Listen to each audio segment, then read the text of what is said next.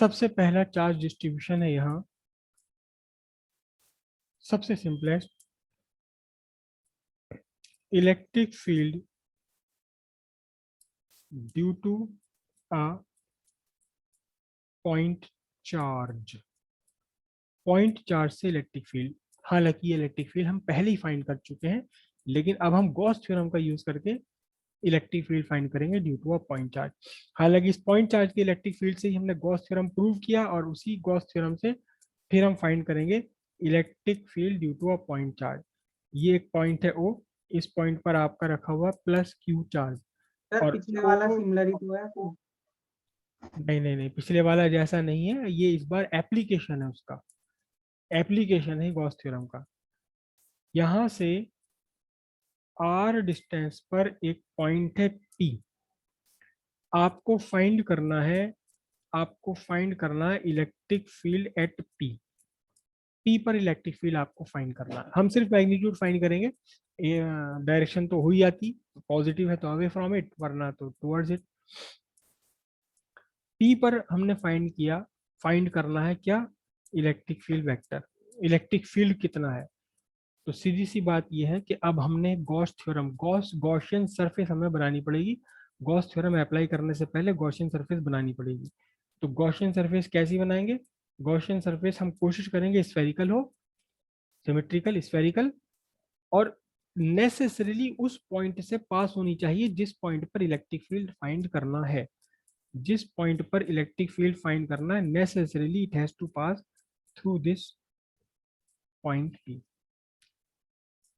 तो ये Gaussian surface आपने कंसिडर कर ली, एक spherical Gaussian surface. This is spherical Gaussian surface, थोड़ा सा स्फीयर मुझसे ठीक नहीं बनाए। स्फेरिकल गॉसियन सरफेस, ये मुझे कैमरे में कुछ और दिखाई देता है और यहाँ कॉपी पे कुछ और होता है, कॉपी पे लगता है गोल बन रहा है, कैमरे में लगता है गोल।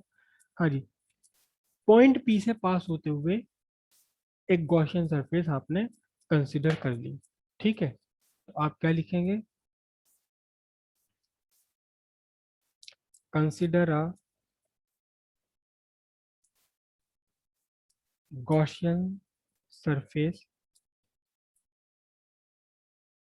पासिंग, कंसिडर, हमें यहाँ पर्टिकुलरली बताना होगा, spherical, consider spherical Gaussian surface passing through P, P से पास करते हुए एक स्फेरिकल गॉसियन सरफेस कर ली। फिर आपको क्या करना है, consider small area element ds vector, कहाँ, अराउंड पी, पी के चारों तरफ आपने क्या करा, एक छोटा सा एरिया कंसिडर कर लिया, ये छोटा सा एरिया ले लिया, ये क्या है, ds वेक्टर, और ये क्या बना आपका, ये बना आपका एन कैप। और जब इलेक्ट्रिक फील्ड वेक्टर आप यहाँ बनाओगे तो इलेक्ट्रिक फील्ड वेक्टर भी क्या होगा, पॉजिटिव का electric field away from it, ये आपका इलेक्ट्रिक फील्ड वेक्टर हो गया। इलेक्ट्रिक फील्ड वेक्टर और एरिया वेक्टर दोनों के दोनों एक ही डायरेक्शन में आपके बने हुए हैं, ठीक है, small area element around P, ठीक है। Then small electric flux linked with small area element, small electric flux linked with small area element, small electric flux लिखेंगे d phi E is equal to, क्या बोलो, E dot d s, E dot d s is equal to E D s cos zero, क्यों, क्योंकि ई vector parallel है किसके, D S vector के, E vector और D S vector दोनों के दोनों क्या है यहाँ, पैरेलल है, तो कॉस जीरो आ गया। तो डी फाई ई आपके पास कितना बना, D phi E is equal to बना ई डी एस, करेक्ट। अब total electric flux linked with Gaussian surface. इस टोटल इलेक्ट्रिक फ्लक्स कितना बनेगा, हम लिखेंगे phi E total is equal to close integration of D phi E, यानी कि close integration of EDS. अब यहाँ यहाँ समझ आती है बात कि हम इस गॉसियन सरफेस को सिमेट्रिकल ही क्यों रखेंगे। देखो, अगर मैं ये डीएस वेक्टर, छोटा सा जो डीएस है वो यहाँ बनाऊं ऐसे, तो भी डिस्टेंस वही रहेगा। जो इलेक्ट्रिक फील्ड की वैल्यू यहाँ है पॉइंट पी पर, वही यहाँ दूसरे किसी पॉइंट पर होगी, वही यहाँ होगी, वही यहाँ होगी। इसका मतलब क्या हुआ कि ये जो सिमेट्रिकल गॉसियन सरफेस हमने बनाई है, इस गॉसियन सरफेस के हर एक पॉइंट पर इलेक्ट्रिक फील्ड कैसा है, कांस्टेंट है। तो हम यहाँ क्या लिखेंगे, यहाँ हम एक छोटी सी बात लिखेंगे और एक बहुत बड़ी समस्या से बच जाएंगे। ध्यान दीजिए, याद कीजिए, आप सबने इंटीग्रेशन सीख लिया होगा। अगर ई और डीएस दोनों वेरिएबल हो गए तो इंटीग्रेशन बाय पार्ट आपको करना पड़ेगा।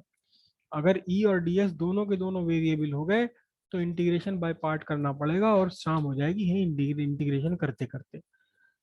तो हम कोशिश ये करते हैं कि गॉसियन सरफेस बनाए सिमेट्रिकल। और सिमेट्रिकल बनाने से क्या फायदा होगा कि सिमेट्रिकल गॉसियन सरफेस के हर एक पॉइंट पर हम कहेंगे इलेक्ट्रिक फील्ड सेम है। और क्योंकि ये सेम है, कांस्टेंट है, तो इसे हम इंटीग्रेशन के बाहर निकाल देंगे और इंटीग्रेशन केवल डीएस का रह जाएगा, एरिया का इंटीग्रेशन रह जाएगा। तो यहाँ क्या लिखना है, देखिए ये लाइन हम बार बार लिखेंगे, ये लाइन बार बार लिखेंगे, due to symmetry of Gaussian surface, E is constant all over it। इसके हर जगह हर पॉइंट पर इलेक्ट्रिक फील्ड कांस्टेंट है। तो इसलिए अब आपका क्या बना ये, इसलिए hence phi E total is equal to close integration of DS. Sir दिखाएंगे। Phi E total is equal to electric field मैंने इंटीग्रेशन के बाहर निकाल लिया क्योंकि कांस्टेंट है, इंटीग्रेशन ई डीएस। करेक्ट। और देखो जरा ध्यान से, ये छोटे छोटे डीएस डीएस डीएस डीएस में जोड़ता चला जाऊं तब तक जब तक कि सरफेस बने पूरी क्लोज। तो ये क्लोज सरफेस कितनी हो जाएगी, जोड़ते जोड़ते कितना एरिया बन जाएगा, एरिया बन जाएगा ये four area pi of R sphere, है ना। तो ये बन गया आपका E into 4 pi r square. ये बना आपका फाई ई टोटल। कैसे बना ये वाला टोटल इलेक्ट्रिक फ्लक्स, कैसे निकाला ये टोटल इलेक्ट्रिक फ्लक्स, आपने निकाला है by integration of electric field vector over close surface. कैसे निकाला आपने अभी तक ये electric flux, total electric flux, it is by integration of electric field vector over close surface. अभी गॉस थ्योरम से कोई मतलब नहीं है, अभी हम यहाँ गॉस थ्योरम कहीं यूज ही नहीं हुई, अब लगाएंगे Gauss theorem. By Gauss theorem, by Gauss theorem total electric flux is equal to Q by epsilon naught, 1 by epsilon naught times the total charge।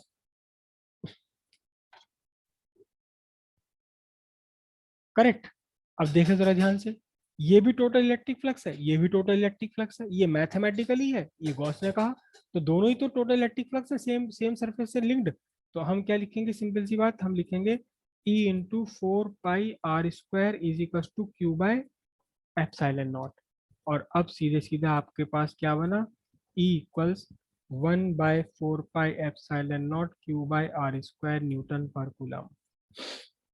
This is the electric field due to a point charge. Electric field due to a point charge at distance r from it. जिस point पर आपको electric field find करना है उस point से पास होते हुए आपको एक गॉसियन सरफेस कंसीडर करनी है। और कोशिश करेंगे हम कि गॉसियन सरफेस हमारी स्फेरिकल हो, ताकि इस स्फेरिकल के हर एक पॉइंट पर इलेक्ट्रिक फील्ड वेक्टर कांस्टेंट हो जाए, जिसे हम इंटीग्रेशन के बाहर निकाल सकें। अगर स्फेरिकल से बात ना बनती हो तो हम कोई और शेप भी कंसिडर कर सकते हैं। तो स्फेरिकल गॉसियन सरफेस कंसिडर कर ली उस पॉइंट से पास होते हुए जिस पॉइंट पर इलेक्ट्रिक फील्ड आपको फाइंड करना है। फिर जिस पॉइंट पर इलेक्ट्रिक फील्ड फाइंड करना, उस पॉइंट के अराउंड एक छोटा सा एरिया वेक्टर आपने कंसिडर किया, डीएस वेक्टर। यहाँ डीएस वेक्टर की डायरेक्शन और एरिया वेक्टर की डायरेक्शन और इलेक्ट्रिक फील्ड की डायरेक्शन दोनों बिल्कुल एक ही है। अगर आप यहाँ कंसिडर करोगे तो भी वही बनेगा, ये electric field vector away from it और ये area vector from outside, inside to outside, दो एक ही जैसा बनेगा बिल्कुल ये। ठीक है। उसके बाद हमने स्मॉल इलेक्ट्रिक फ्लक्स फाइंड करा, small electric flux link with small area EDS. यहाँ E vector parallel DS vector था तो cos 0 आ गया, ये निकल कर आया। टोटल इलेक्ट्रिक फ्लक्स फाइंड करने के लिए क्या कर दिया, टोटल इलेक्ट्रिक फ्लक्स फाइंड करने के लिए हमने इसे इंटीग्रेट कर दिया over close surface. Electric field constant था, इलेक्ट्रिक फील्ड कांस्टेंट है तो इसे हमने क्या किया, इसे इलेक्ट्रिक फील्ड को इंटीग्रेशन से बाहर निकाल लिया। इंटीग्रेशन रह गया किसका, सरफेस का। छोटे छोटे डीएस डीएस ऐड करते करते पूरी स्फेरिकल सरफेस बन गई। स्फेरिकल सरफेस होता है 4 पाई r स्क्वायर, तो हम कहेंगे integration of area over close surface is 4 pi r square. ये टोटल फ्लक्स निकला मैथमेटिकली। अब गॉस ने कहा था कि ये टोटल इलेक्ट्रिक फ्लक्स होता है क्यू बाई एप्सिलॉन नॉट, तो ये भी टोटल इलेक्ट्रिक फ्लक्स है गॉस के अकॉर्डिंग। ये वाला टोटल इलेक्ट्रिक फ्लक्स है किससे, मैथमेटिकली। तो दोनों को आपने इक्वल कर दिया, दोनों को इक्वल करते ही इलेक्ट्रिक फील्ड की वैल्यू आपकी फाइंड हो जाती है। और बिल्कुल यही प्रोसेस करना है चाहे कोई भी कन्फिग्रेशन हो, चार्ज का डिस्ट्रीब्यूशन चाहे कैसा भी हो, आपका कुल मिलाकर के प्रोसेस बिल्कुल यही का यही बना रहेगा, इसमें कोई भी चेंज नहीं आना।